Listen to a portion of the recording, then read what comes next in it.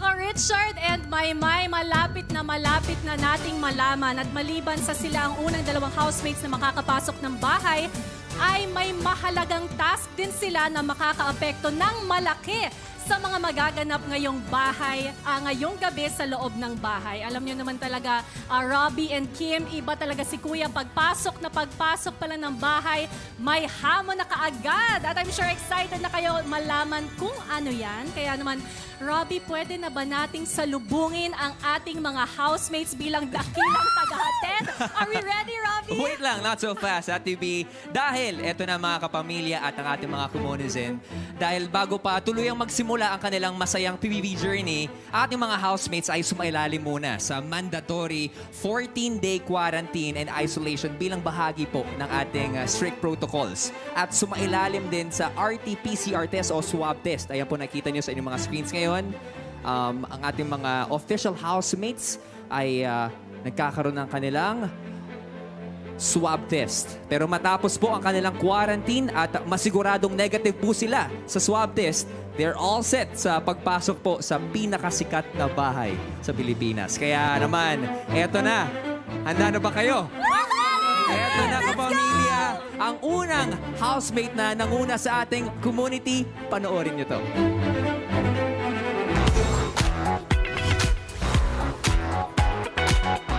Isang young competitive cyclist na magpapalambot sa ating mga puso ang makikiconnect sa bahay ni Kuya. Magsisilbi ako inspirasyon ng mga kabataang mataas ang pangarap sa buhay. Hello po, I am Karen Chania Aguilera, 16 years old from Butuan City. Ito po si Papa Danny at saka si Mami Edith po yung second parents ko po. At saka si Papa Danny po yung nagturo sa akin magbike. Nung nagsimula po yung pandemic, niregaluhan po ako ng aking tito ng sarili kong bisikleta. At sa katunayan, nagsisimula na po ako mag-bike at mag-training for upcoming competitions. Galing po ako sa isang broken family. Ang aking sisters at aking mother po ay nakatira sa Canada. At aking papa naman po ay nakatira sa Qatar. Ako na lang po ang natira dito sa Butuan City. May point po na na-depress ako. Wala po akong mapagkwentuhan nun, kaya sobrang hirap na hirap po ako. Sa kabila nun, I believe that my love for cycling brought me back. And dahil dito, nagkaroon po ako ng mga bagong kaibigan. Sumali po ako sa PBB para mas makilala ko po ang aking sarili. Para ibahagi ang aking kwento at ang mga challenges na aking nalagpasan. Ako si Kyron, ang shy biker boy ng Butuan City. Ayan na nga, ang ating unang official housemate ay iniintay lang natin. Pero Kimmy, alam mo ba, sobra akong excited na makilala sila sa personal.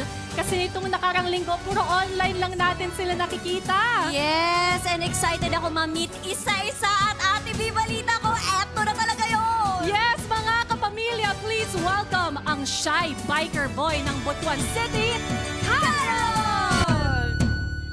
Hi po! Hi, Kyron! Ang tangkad para ni Kyron. Pero nakadagdag yung hair, Kimmy. Oo nga eh. Hi, Kyron! Hello po. Mag-hello ka naman sa lahat ng nanonood. Hello po sa inyong lahat. Sa mga nanonood, hello po and good evening po sa inyong lahat. Wow!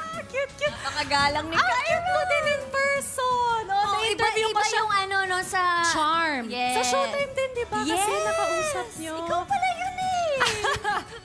Kyron, Kim, Kyron. Yes, and that is Ate B. Yes. And Hello, this is... nice to meet you. Oo. Hello po.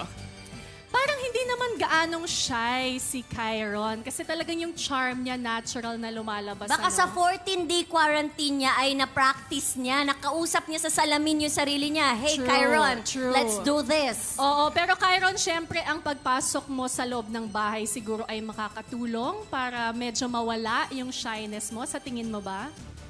Yes po, sobra po. Para po, ma-express ko din po yung sarili ko po. Ay, ano mga gusto mong express sa loob ng bahay? Yung sobrang kulit ko po kasi. And very, parang pa-baby minsan po. Oh, pa-baby. Pa-baby, Talaga. kulit na kulot. Yes. Amazing. Eto na, pag may task si Kuya sa'yo na ipaunat mo yung kulot mo, okay lang ba yun? Pag-iisipan ko pa po. Ipakalbo yung buhok mo, okay lang ba yun?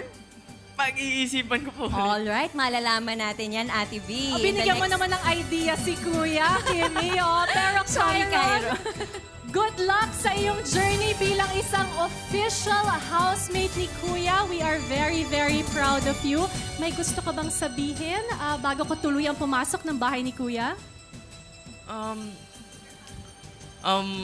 I'm having, nakakakinakabahan po ako ngayon. Pero, thank you po sa mga nagsusupport sa akin, especially my family. And Kapitbahay mo, kapitbahay, especially yung kaibigan. kapitbahay ko and Yes. yung mga chismosa po. Chismosa? Agad. Ay, sorry. Ginugulo kita. Go, Yes po. Kyron. And I hope you guys keep supporting me until the end and let's go. Kaya natin to. Kayang-kaya talaga, Kyron. Kaya naman, eto na ang moment, Kyron. Kuya, buksan mo na ang iyong pintuan. Ayan na, automatic! Ang pinto ni Kuya! Yes, go ahead, Kyron. Bye, Kyron! Bye-bye. I love it. One house. Hello Philippines and hello world! Thank you for watching Pinoy Big Brother. Stay connected and don't forget to subscribe to Pinoy Big Brother YouTube channel para maging updated sa latest happenings sa loob at labas ng bahay ni Kuya. And don't forget to like, comment, and share this video.